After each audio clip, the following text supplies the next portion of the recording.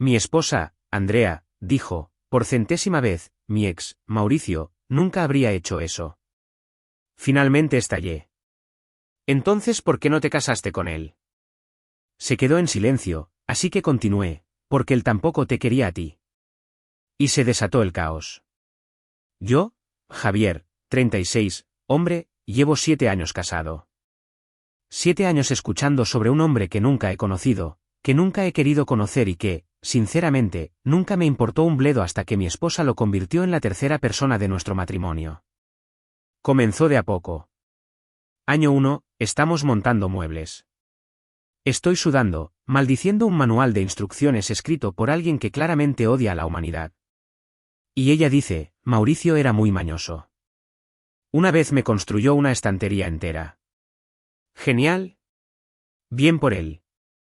Terminé la cómoda, torcida, pero funcional. Año 2, olvido nuestra reserva para la cena de aniversario en un restaurante en Polanco. Error mío, de verdad.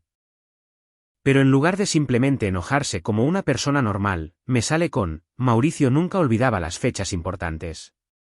Tenía todo un sistema de calendario. Año 3, consigo un ascenso, pero significa más horas de trabajo. Mauricio siempre priorizaba el tiempo de calidad. Él entendía el equilibrio. Año 4, intento organizarle una fiesta de cumpleaños sorpresa. Alquilo un local, invito a sus amigos, coordino con su hermana. El pastel de la pastelería sale un poco torcido. Su respuesta, Mauricio me organizó el cumpleaños número 25 más perfecto. Todo fue impecable. Año 5, se resfría. Le hago sopa, le traigo medicinas, trabajo desde casa para cuidarla. Está de mal humor y se enfada por todo, lo cual entiendo. Estar enfermo es un asco. Pero entonces, Mauricio solía hacer algo, me leía cuando estaba enferma. Era tan dulce. Año 6, estamos renovando el baño. Estoy haciendo la mayor parte del trabajo yo mismo para ahorrar dinero. Los azulejos no están perfectamente alineados porque no soy un contratista profesional, solo un tipo que ve tutoriales. La familia de Mauricio tenía contactos con contratistas. Él habría hecho esto profesionalmente. ¿Ves el patrón? Cada pelea, cada desacuerdo menor, cada vez que no alcanzaba algún estándar invisible, su ex era invocado como un fantasma que aparentemente hacía todo a la perfección. Intenté hablar con ella sobre esto varias veces. Andrea, me molesta cuando me comparas con él. Ella se disculpaba, decía que no se daba cuenta de que lo hacía y prometía parar. Luego, 2 semanas después, Mauricio solía masajearme los pies sin que se lo pidiera. Mis amigos se dieron cuenta. Un colega mío, Paco, la escuchó decir algo en una carne asada sobre cómo Mauricio asaba mejor la carne, pero esto está bien. Luego me llevó aparte. Güey, eso está muy mal. ¿Vas a aguantar eso? Puse excusas. No lo dice con esa intención. Es solo su forma de procesar las cosas. Estamos trabajando en ello. No estábamos trabajando en nada. El martes pasado fue la gota que colmó el vaso. Estábamos cenando. Yo había cocinado, nada elegante, solo pasta con salsa casera. Me tomó aproximadamente 1 hora. Ella toma 3 bocados, aparta el plato y dice, está buena, pero Mauricio solía hacer una carbonara increíble, como de calidad de restaurante. Algo dentro de mí simplemente se rompió. 7 años tragándome esto. 7 años siendo medido contra un tipo que, por cierto, la dejó.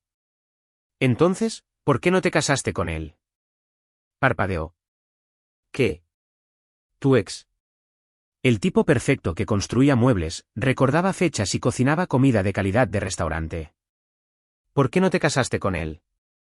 Eso no es. No estaba diciendo.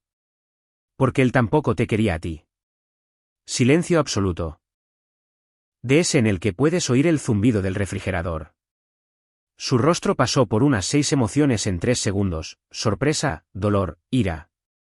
Más ira, luego esta furia fría que nunca antes había visto. ¿Cómo te atreves? ¿Cómo me atrevo a qué? ¿A decir los hechos? Llevas 7 años restregándome a este tipo por la cara. ¿7? Y todo el tiempo se supone que debo sentarme aquí sabiendo que fue él quien terminó la relación. No me elegiste a mí por encima de él. Él no eligió a nadie por encima de ti, y yo fui el premio de consolación. Se levantó tan rápido que su silla raspó el suelo. Eres un asco. ¿Lo sabes? Absolutamente asqueroso. Y tú estás obsesionada con un hombre que no quiso quedarse contigo. Todos tenemos nuestros problemas. Pasé 7 años construyendo una vida contigo y así es como me tratas. Tú pasaste 7 años recordándome que soy el segundo lugar. Quizás mírate al espejo antes de darme lecciones sobre cómo tratar a la gente. Agarró sus llaves y se fue, cerrando la puerta con tanta fuerza que las ventanas temblaron. Me quedé allí con mi pasta aparentemente inferior, preguntándome si acababa de terminar mi matrimonio. Un adelanto, lo había hecho, pero no de la manera que esperaba. Actualización 1, 4 días después. Bueno, las cosas se intensificaron. Obviamente. Mi esposa no volvió a casa esa noche ni la siguiente. Se fue a casa de su madre, lo cual descubrí a través de un mensaje de texto a las 2 de la madrugada. Me quedo en casa de mamá. Necesitas pensar en lo que dijiste y disculparte. No volveré hasta que lo hagas. No respondí. No porque estuviera siendo mezquino, sino porque, sinceramente, no lo sentía. ¿Fue duro? Sí. ¿Merecía escucharlo después de 7 años de esto? También sí. A la mañana siguiente, llamó su hermana, Daniela. A Daniela nunca le he caído bien. Pensaba que su hermana se estaba conformando cuando nos casamos, y lo ha dejado claro en cada reunión familiar con pequeños comentarios y miradas. Una vez, en Nochebuena, dijo lo suficientemente alto para que yo la oyera: está bien, supongo. No es exactamente lo que imaginaba para ti. Necesitas arreglar esto, dijo. Sin un hola o un buenos días a ti también. No te hagas la graciosa. Está destrozada, llorando toda la noche. ¿Cómo pudiste decir algo tan cruel? ¿Te dijo lo que me dijo a mí? ¿Lo que me ha estado diciendo durante 7 años? Pausa. Mencionó los comentarios sobre el ex, pero eso es solo desahogarse. Eres su marido. Se supone que debes manejarlo. ¿Manejar que me digan constantemente que soy inferior a su exnovio? ¿Eso es lo que se supone que hacen los maridos? Lo estás tergiversando. Ella te quiere.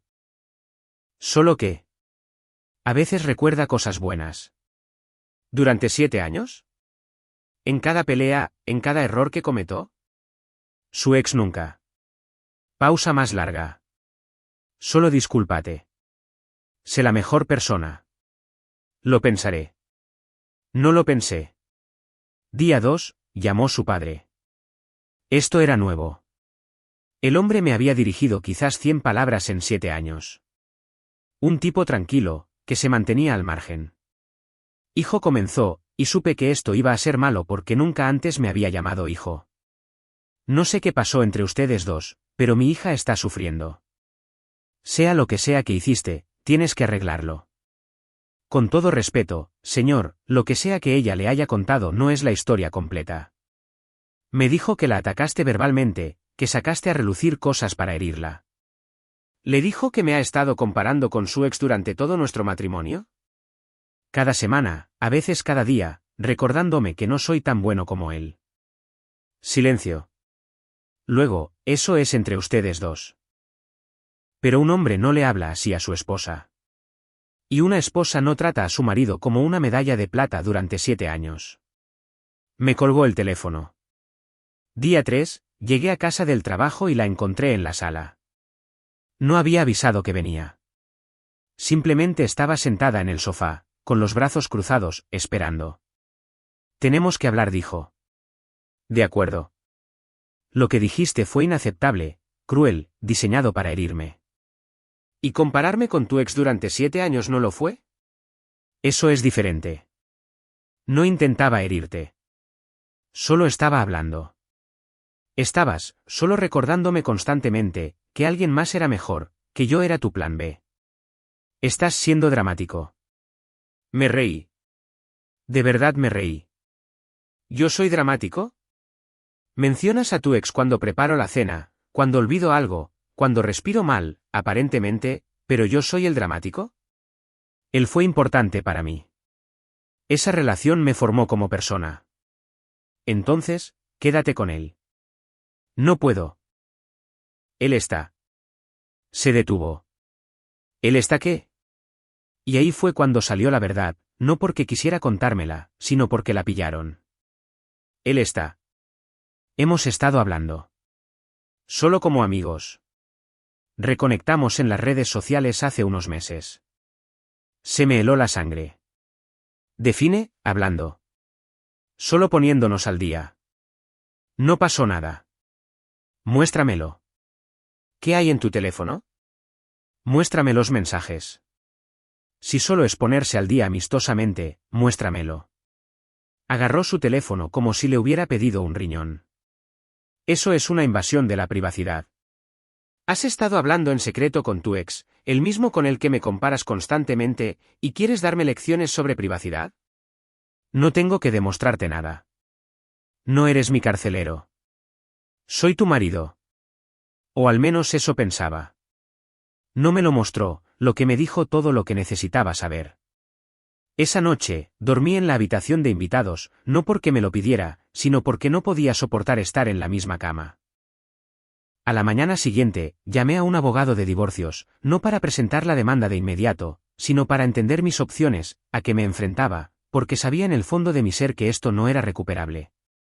Y esto es lo que pasa cuando eres el tranquilo, el lógico, la gente te subestima. Creen que cederás, que te disculparás, que los aceptarás de vuelta. Mi esposa pensaba que tenía todo el poder porque fue ella quien se fue, la que exigía disculpas. Estaba equivocada. Actualización 2, 2 semanas después los mensajes eran malos. Muy malos. No revisé su teléfono, no fue necesario. Su hermana, Daniela, de todas las personas, apareció con algo de información. No por lealtad hacia mí, sino porque estaba enfadada con su hermana por algo completamente diferente. Resulta que ella se había jactado ante su hermana de que Mauricio la había contactado, de cómo él, finalmente se dio cuenta de lo que perdió, de cómo prácticamente le rogaba que se vieran. Su hermana se lo contó a su madre. Su madre, sorprendentemente, no lo aprobó. Le dijo que estaba jugando un juego peligroso y que necesitaba cortar el contacto. ¿La respuesta de mi esposa? Bloqueó a su propia madre durante una semana. Todo esto me llegó a través de una llamada telefónica de mi suegra, con quien siempre había tenido una relación decente. Me llamó directamente una noche mientras comía comida para llevar solo en mi cocina. Necesito decirte algo, y necesito que escuches sin reaccionar. Escuché. Me contó sobre los mensajes que su hermana había compartido. Sobre cómo Andrea se había reunido con Mauricio para tomar un café hacía 3 semanas, mientras todavía vivíamos juntos, todavía casados. Sobre cómo mi esposa aparentemente le dijo a su hermana que necesitaba ver si todavía había algo allí. No estoy excusando lo que hizo, dijo mi suegra, pero tampoco voy a dejar que te agarren desprevenido. Decidas lo que decidas, mereces saber la verdad. ¿Pasó algo en esa reunión para tomar café? Larga pausa. No lo sé. Le dijo a su hermana que no pasó nada físico, pero emocionalmente. Admitió que todavía sentía algo por él. Le di las gracias, sinceramente. Luego llamé a mi abogado y presenté oficialmente la demanda de divorcio. Los papeles le fueron entregados en casa de su madre. Quería testigos porque sabía exactamente cómo iba a tergiversar esto de otra manera. El notificador confirmó la entrega un jueves por la tarde. Las llamadas telefónicas comenzaron de inmediato. ¿Te estás divorciando de mí? ¿Por qué? Por 7 años de falta de respeto y por el hecho de que te reuniste con tu ex a mis espaldas. ¿Quién te dijo eso? ¿Acaso importa? Fue mi madre, ¿verdad? Esa bruja. Se lo conté en confianza. Entonces, no lo estás negando. Silencio, luego llanto. Solo fue un café. No pasó nada. Te lo juro, no pasó nada. No te creo. E incluso si lo hiciera, ya no importa. No puedes simplemente terminar un matrimonio de 7 años por un café.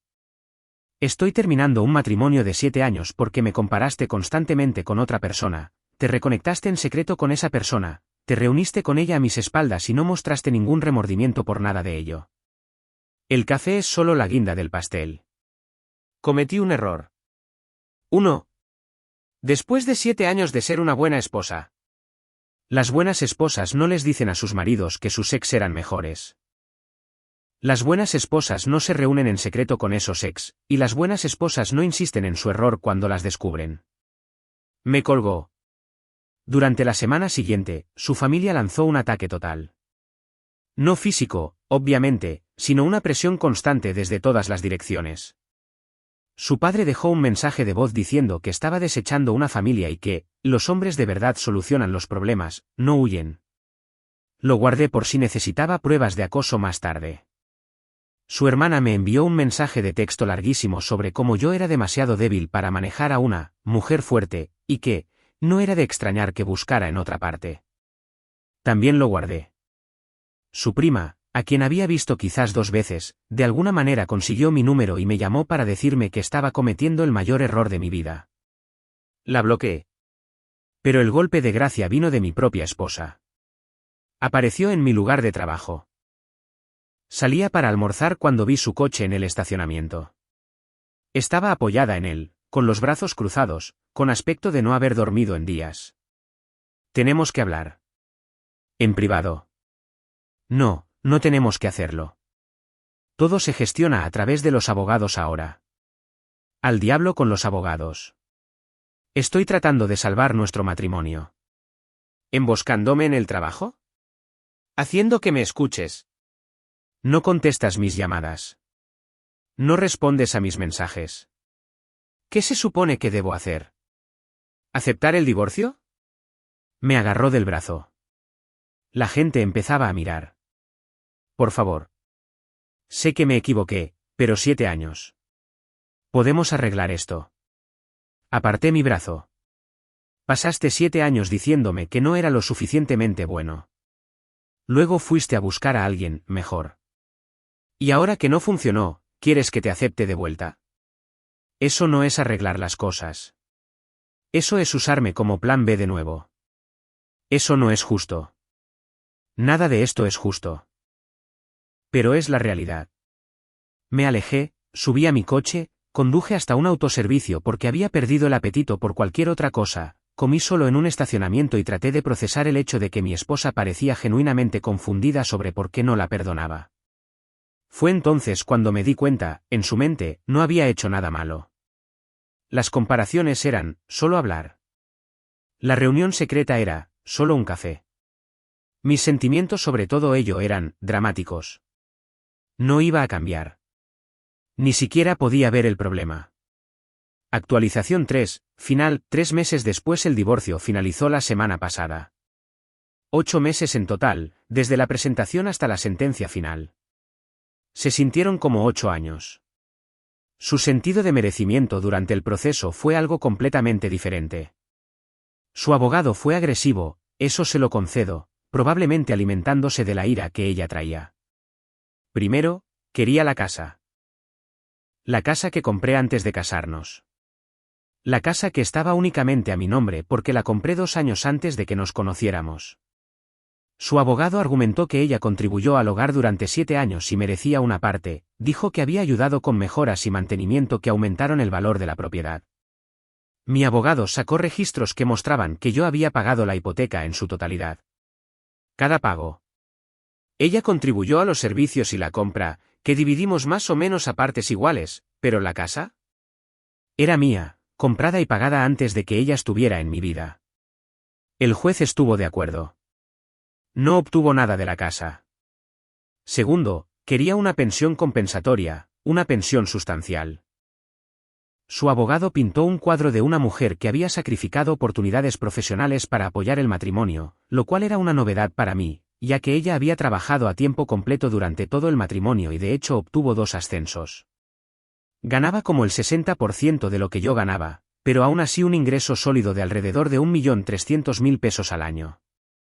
Mi abogado argumentó que era plenamente capaz de mantenerse a sí misma, proporcionó sus declaraciones de impuestos e historial laboral, y demostró que había tenido aumentos de ingresos constantes. El juez le otorgó 18 meses de manutención transitoria a 2.400 pesos al mes, suficiente para adaptarse a la vida de soltera, aparentemente. Era menos de una cuarta parte de lo que había pedido.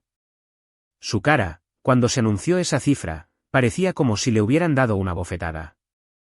Tercero, quería la mitad de mi fondo de jubilación. Esto fue lo que más me sorprendió. Llevábamos casados 7 años, y los fondos de la Afore acumulados durante el matrimonio suelen dividirse. Tenía una buena Afore, con unos 3.6 millones de pesos acumulados. Mi abogado luchó para proteger las porciones de antes del matrimonio, pero los 7 años de contribuciones durante el mismo. Era legal. Tuve que renunciar a unos 860.000 pesos. Dolió, pero era legalmente justo. Lo acepté porque luchar habría costado más en honorarios legales que la cantidad en sí. Cuarto, y esto fue casi divertido, quería a nuestro perro.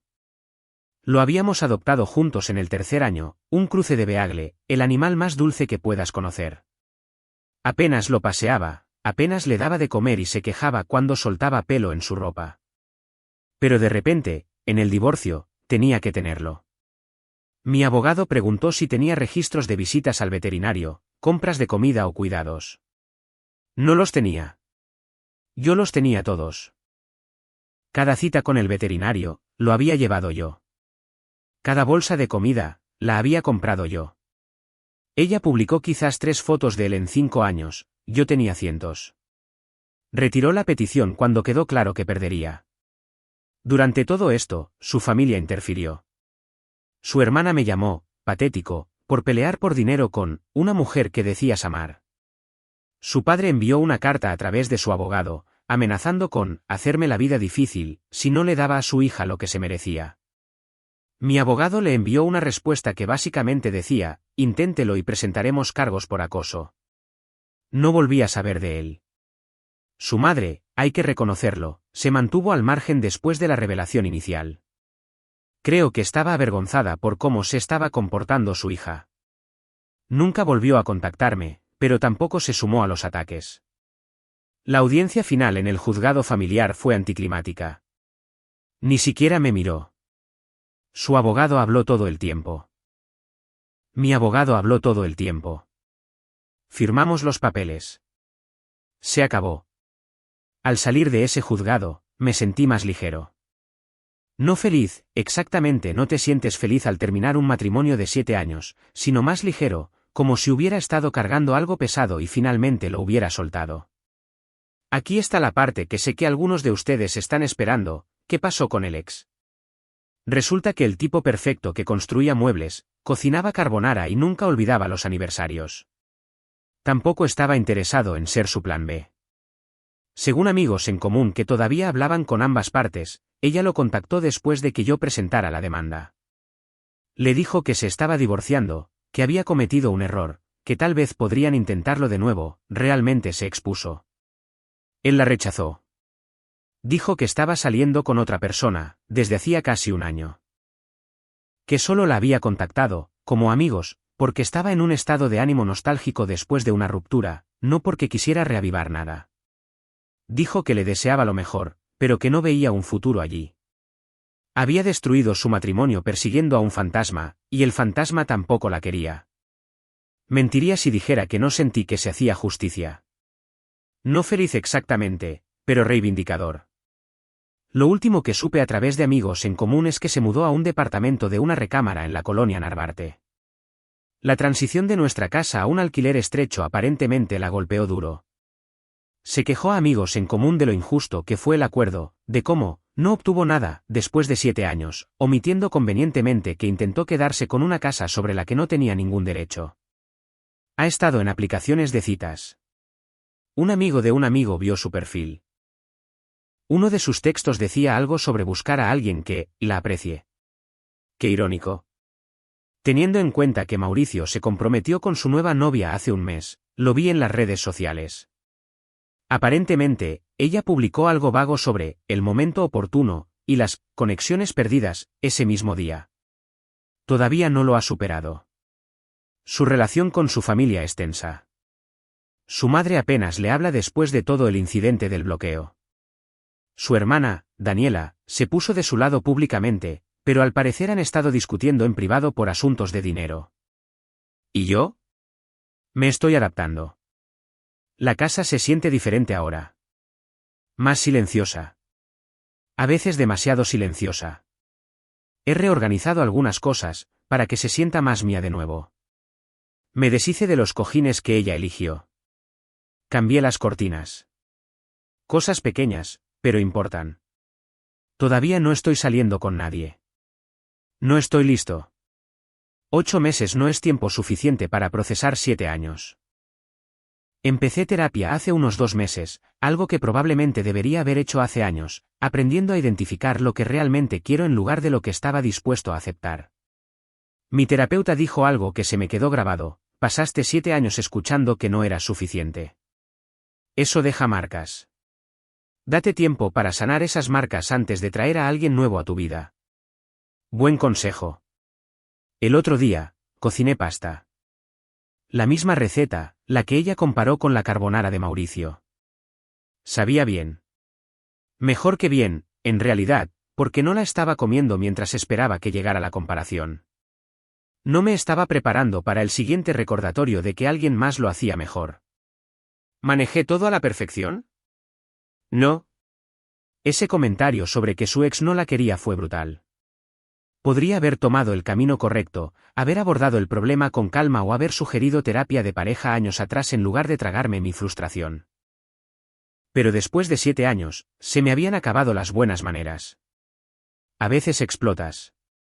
A veces, lo que dices es lo que has estado reprimiendo durante demasiado tiempo. A veces, la verdad sale de forma fea porque ha estado comprimida durante mucho tiempo. ¿Me arrepiento? Sinceramente, no mucho. Forzó a que saliera la verdad. La hizo revelar el contacto secreto con su ex. Me hizo darme cuenta de que este matrimonio había estado muriendo durante años, envenenado por la comparación constante y el resentimiento silencioso de ambos lados. Es mejor arrancar la tirita de golpe que seguir fingiendo que todo estaba bien. A cualquiera que lea esto y esté pasando por algo similar, confíen en su instinto. Si algo se siente mal, probablemente lo esté. Y no están locos por querer una pareja que los vea como su primera opción, no como un premio de consolación. No alguien que se conforma con ustedes mientras sueña con otra persona. La comparación con el ex se detuvo el día que presenté la demanda de divorcio. Es curioso cómo funciona eso. En fin, esa es la historia. 7 años, un comentario brutal y un montón de consecuencias. Es hora de cocinar un poco de pasta, y nadie me va a decir que no está tan buena como la de otro. Historia 2. Mateo Ramírez siempre creyó que una vida compartida por 2 personas se construía sobre pequeños gestos: una taza de café dejada en la mesa antes del trabajo, mensajes de texto rápidos intercambiados a media tarde, un simple "ya estoy en casa" al cruzar la puerta principal. Para él, esos detalles eran el pegamento invisible que mantenía unido un matrimonio. Por eso, cuando se despertó aquel sábado por la mañana con su teléfono vibrando insistentemente en la mesita de noche, nunca imaginó que un descuidado desliz digital de su esposa cambiaría por completo el rumbo de su vida. Eran casi las 3 de la mañana. Mateo se giró, medio dormido, y cogió el teléfono, esperando alguna emergencia del trabajo, pero el nombre que iluminó la pantalla hizo que su corazón se acelerara: Valeria, su esposa, que estaba justo a su lado, durmiendo plácidamente bajo la misma manta. El mensaje era corto pero devastador: buenas noches, amor. No puedo esperar a verte mañana. Mateo parpadeó varias veces, tratando de procesarlo. Releyó el mensaje, y luego lo leyó de nuevo. Se sentó lentamente en la cama, sintiendo que la sangre se le helaba. Si Valeria le estaba dando las buenas noches a alguien, definitivamente no era a él. El tono era diferente, demasiado íntimo, cargado de una anticipación que no había visto dirigida hacia él en meses. Se giró para mirarla. Valeria dormía profundamente, con el rostro tranquilo, su respiración lenta y constante, completamente inconsciente del error que acababa de cometer. Mateo se quedó allí sentado, inmóvil, observando. ¿Cómo podía dormir tan tranquilamente? En los minutos que siguieron, cientos de pensamientos pasaron por su mente. ¿podría ser un error? Quizás había querido enviárselo a él y lo estaba malinterpretando. Pero no, eso no tenía sentido. Acababan de acostarse juntos, intercambiando su habitual buenas noches antes de apagar las luces. ¿Por qué le enviaría otro mensaje minutos después? Y más importante, ¿por qué usar ese tono? No puedo esperar a verte mañana. ¿Ver a quién? Él estaba allí mismo. Siempre había estado allí. Mateo sintió que el pecho se le oprimía y la garganta se le secaba. Era esa sensación de que el suelo desaparecía bajo sus pies.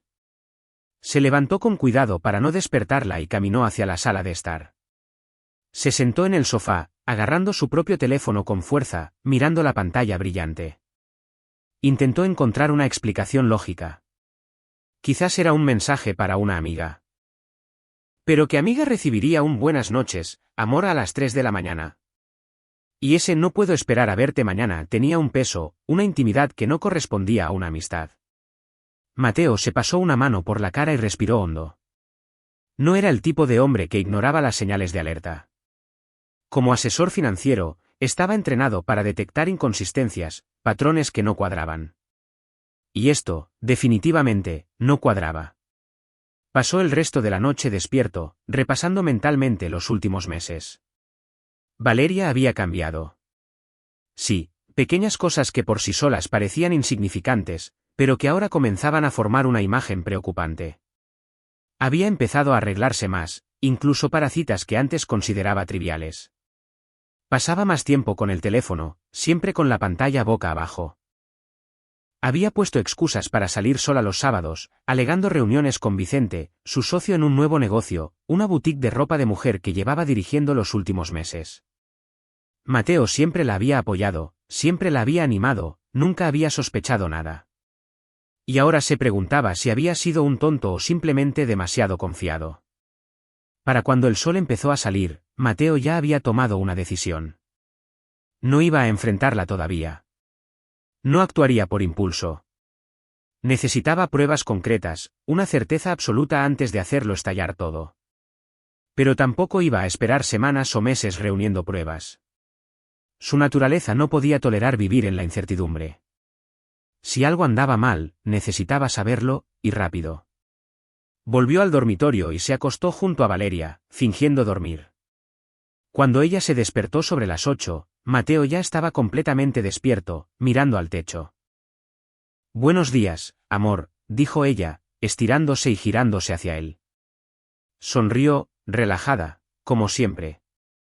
Mateo forzó una sonrisa. «Buenos días». Valeria le dio un beso en la mejilla y se levantó, dirigiéndose directamente al baño. Mateo oyó cómo se abría la ducha. Fue entonces cuando se dio cuenta. Su teléfono estaba en la mesita de noche, cargando. Se había olvidado de llevárselo. Esta era la oportunidad que necesitaba. Se levantó lentamente y cogió el dispositivo. No estaba bloqueado. Valeria siempre decía que no tenían secretos entre ellos. La ironía ahora le supo amarga en la boca. Desbloqueó el teléfono y fue directamente a sus mensajes. Se desplazó por la lista de contactos, buscando algo sospechoso. Y entonces lo vio, una conversación archivada. El nombre era simplemente V. A Mateo se le revolvió el estómago. Pulsó sobre ella. Lo que apareció en la pantalla confirmó sus peores temores. Mensajes diarios intercambiados durante meses. Conversaciones íntimas, detalles de encuentros secretos, fotos sensuales que Valeria había enviado, planes de fin de semana. V era Vicente, su socio, el hombre que Mateo había conocido en persona, al que había saludado e incluso ayudado económicamente en los inicios del negocio. Mateo sintió una oleada de náuseas. Leyó mensaje tras mensaje, cada uno más doloroso que el anterior. «Haces que me sienta vivo de nuevo», decía uno. «Cuando estoy contigo, me olvido de todo», decía otro. Y el más reciente, enviado de madrugada: «Buenas noches, amor. No puedo esperar a verte mañana». Se lo había enviado a Vicente, pero de alguna manera, quizás por la prisa o el agotamiento, también se lo había enviado a Mateo. Un simple error que destapó meses de mentiras. Mateo empezó a hacer capturas de pantalla con su propio teléfono. Cada conversación, cada imagen intercambiada, cada promesa hecha. Le temblaban las manos, pero se mantuvo concentrado. Necesitaba esto. Necesitaba pruebas irrefutables. Cuando terminó, volvió a colocar el teléfono de ella exactamente donde estaba y regresó a la cama. Valeria salió del baño minutos después, envuelta en una toalla, tarareando suavemente. Parecía tan ligera, tan feliz. Mateo la observó, y por primera vez en años, sintió que estaba mirando a una extraña. ¿Estás bien?, preguntó ella, al notar que la miraba fijamente. Pareces raro. Mateo forzó otra sonrisa. Solo pensaba en el trabajo. Nada serio. Ella se encogió de hombros y empezó a arreglarse. Mientras se pintaba los labios, dijo despreocupadamente: cariño, he quedado con Vicente esta tarde. Tenemos que arreglar algunas cosas de la boutique. Puede que tarde un poco. Vale, Mateo apretó los labios. Claro, no hay problema. Ella sonrió agradecida y siguió maquillándose. Mateo solo observaba, con la ira empezando a hervir en su interior. Cuando Valeria salió de casa sobre las 2 de la tarde, Mateo esperó exactamente 5 minutos. Luego, cogió las llaves del coche y la siguió. Mantuvo la distancia, siempre a unas pocas manzanas de distancia, con cuidado de no ser visto. Valeria condujo hasta Polanco, en la Ciudad de México, y aparcó frente a un hotel boutique de la zona. Mateo aparcó al otro lado de la calle y observó. La vio entrar en el vestíbulo, arreglándose el pelo, mirando a su alrededor como si comprobara si alguien la estaba mirando. Minutos después, un hombre alto con una chaqueta gris y gafas de sol entró en el hotel. Era Vicente. Mateo lo reconoció de inmediato. Vicente miró a su alrededor, se quitó las gafas de sol y fue directamente hacia Valeria, que esperaba cerca de los ascensores. Mateo observó cómo se besaban. No fue un beso rápido y discreto. Fue largo, apasionado, del tipo que dejaba claro que esto no era nuevo ni casual. Entraron juntos en el ascensor y las puertas se cerraron. Mateo se quedó en su coche, agarrando el volante con tanta fuerza que sus nudillos se pusieron blancos. Respiró hondo. No iba a entrar allí. No iba a montar una escena. Él no era ese tipo de hombre. Pero tampoco iba a dejarlo pasar. Cogió su teléfono y llamó a su abogado.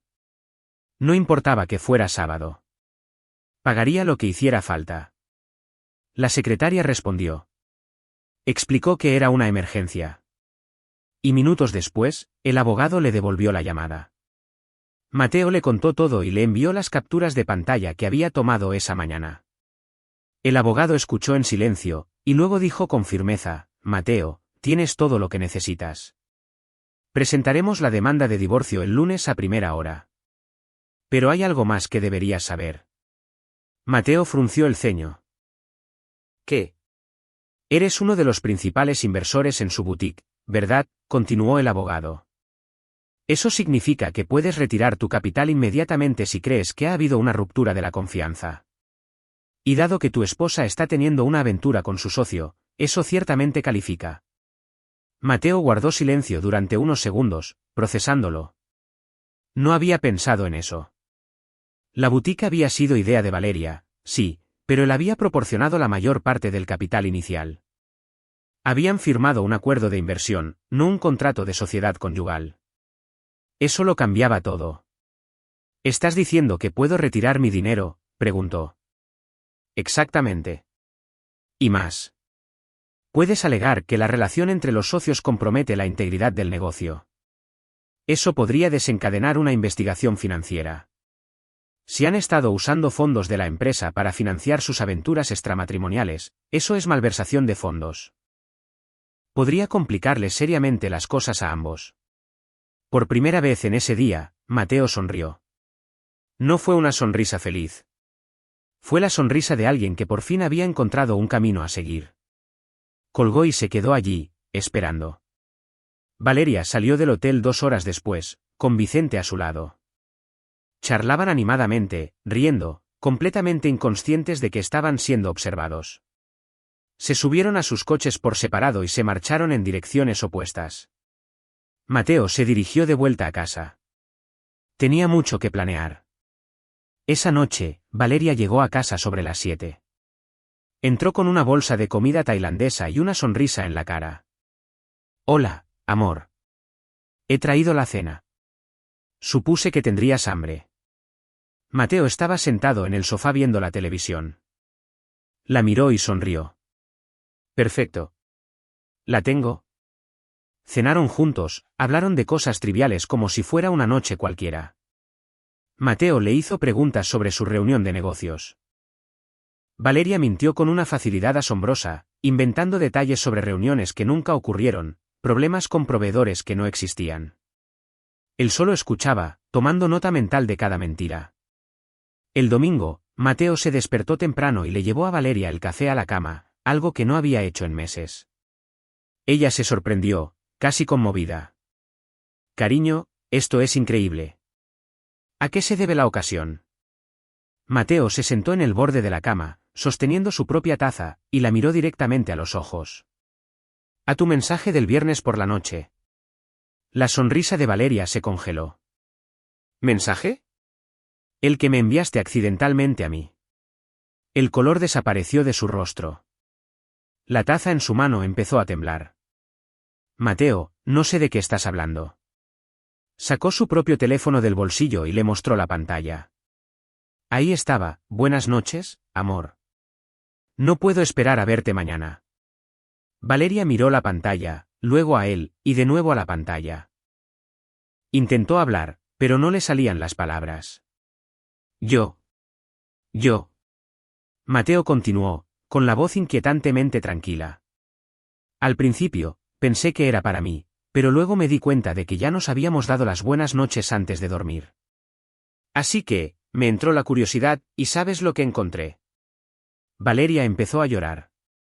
Mateo, por favor, déjame explicarte. Él negó lentamente con la cabeza. No tienes que hacerlo. Ya lo sé todo. Vicente, el hotel. Meses de mentiras. La taza se le resbaló de la mano, derramando el café caliente sobre las sábanas blancas. Valeria ni siquiera se dio cuenta. ¿Cómo te enteraste?, preguntó, con la voz apenas un susurro. Mateo se levantó y caminó hacia la ventana. Dejaste tu teléfono en la mesita de noche. Desbloqueado. ¿Recuerdas que siempre decías que no teníamos secretos? Se giró para mirarla.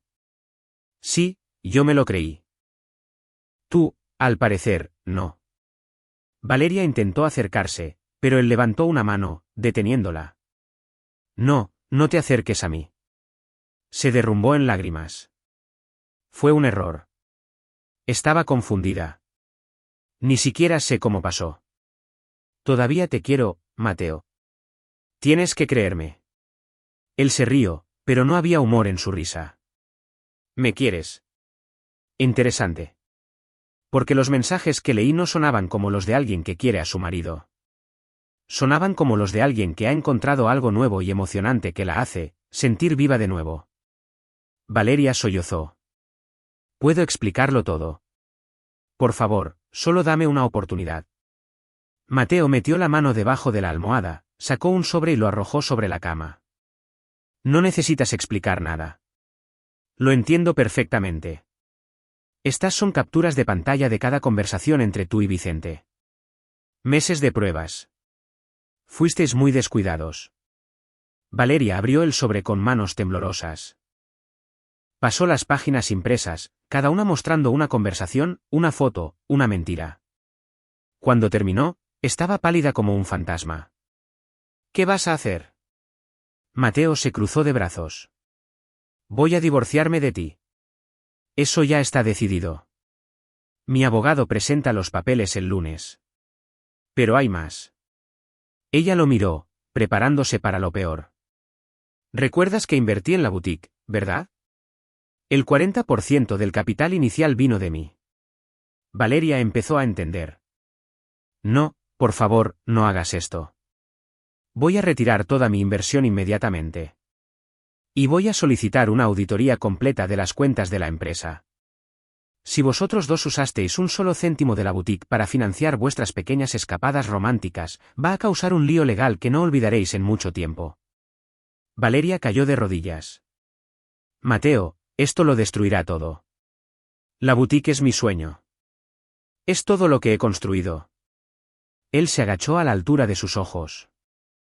Tú destruiste mi sueño primero. Yo soñaba con una familia, con lealtad, con respeto. Tú convertiste eso en mentiras. Así que ahora sentirás lo que es perder algo que importa. Se levantó y se dirigió a la puerta. Tienes 48 horas para irte de esta casa. Coge tus cosas y vete a donde quieras. ¿A casa de Vicente? Quizás.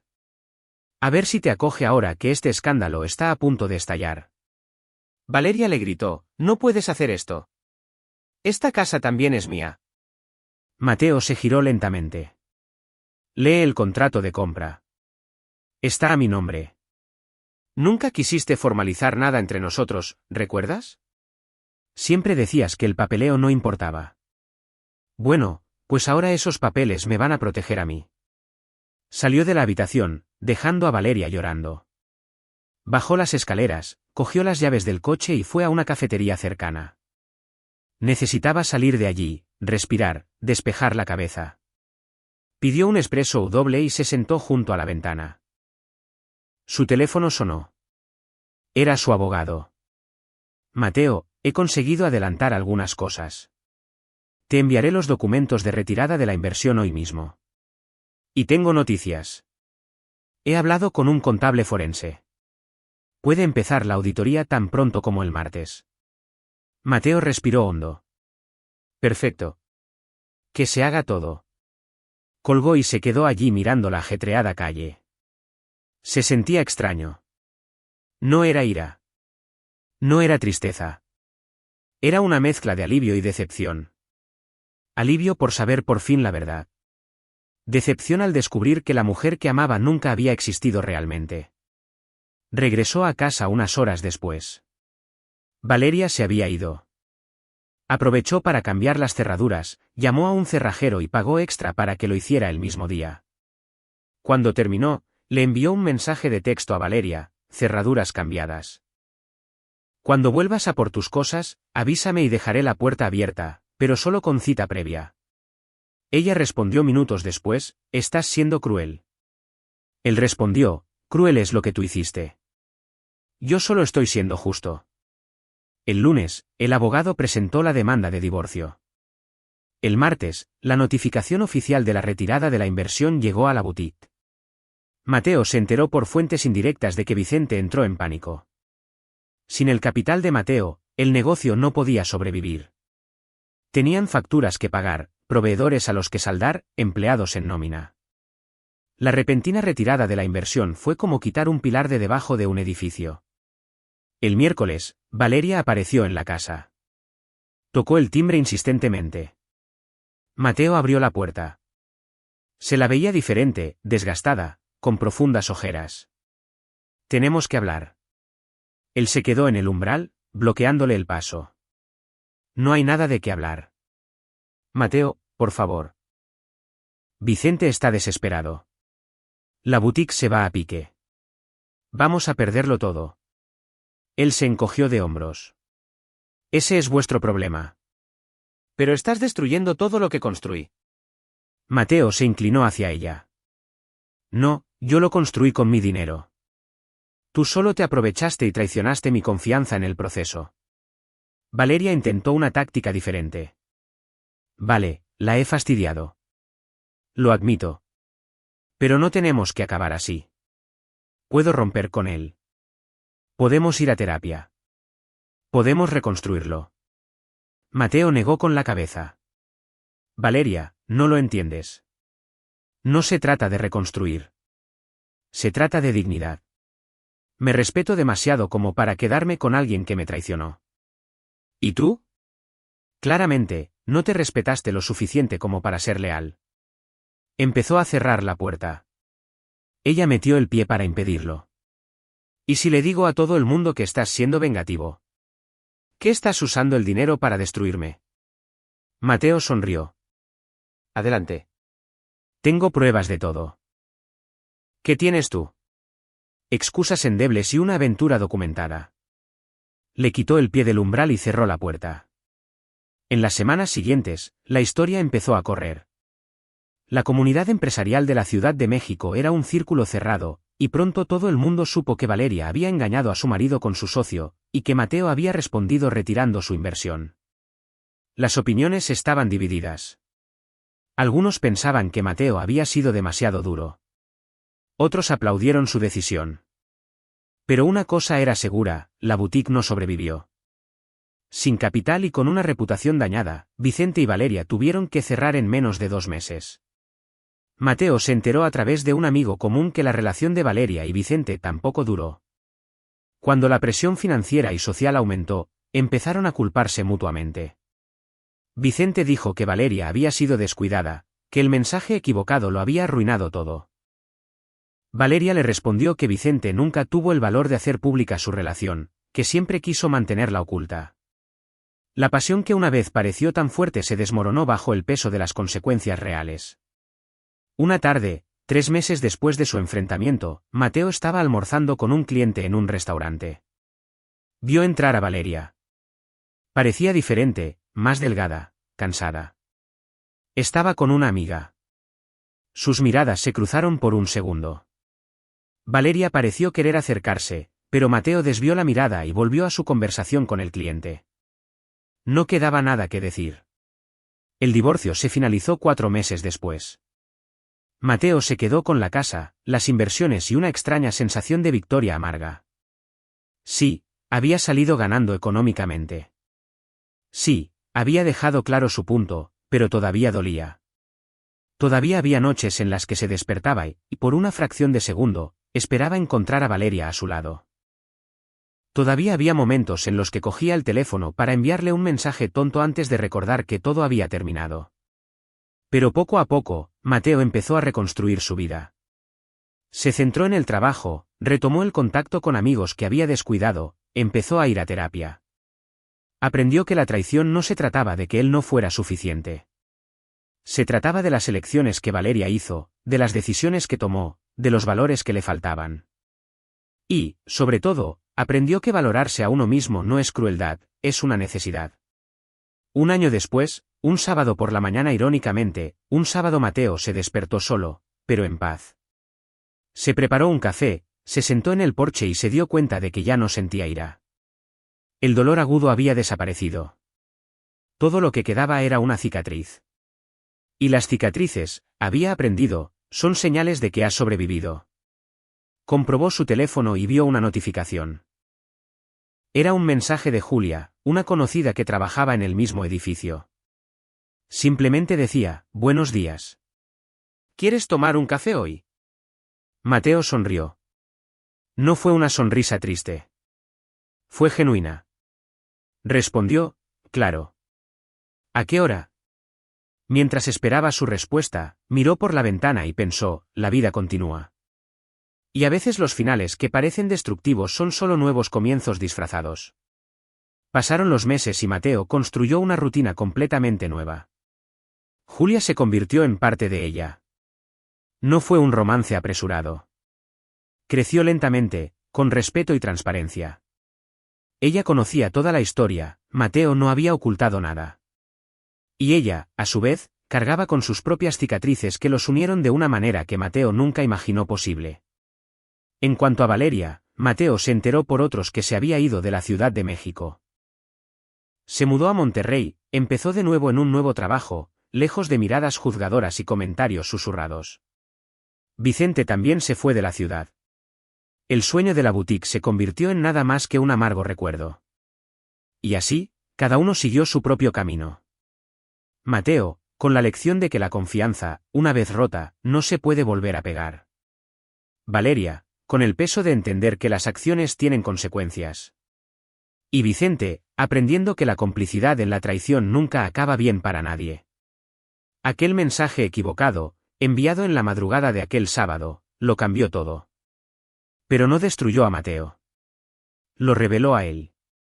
Reveló su fuerza, su capacidad para protegerse, su dignidad. Y al final, se dio cuenta de que el mayor regalo que Valeria le había dado, sin querer, fue la verdad. Porque vivir en una mentira habría sido mucho peor que afrontar el dolor del descubrimiento. Y Mateo Ramírez, un hombre que siempre creyó en los pequeños gestos, aprendió que el mayor acto de amor propio es saber cuándo marcharse. Comparte tus pensamientos en la sección de comentarios a continuación y no olvides darle me gusta, compartir y suscribirte a Ecos de la Vida.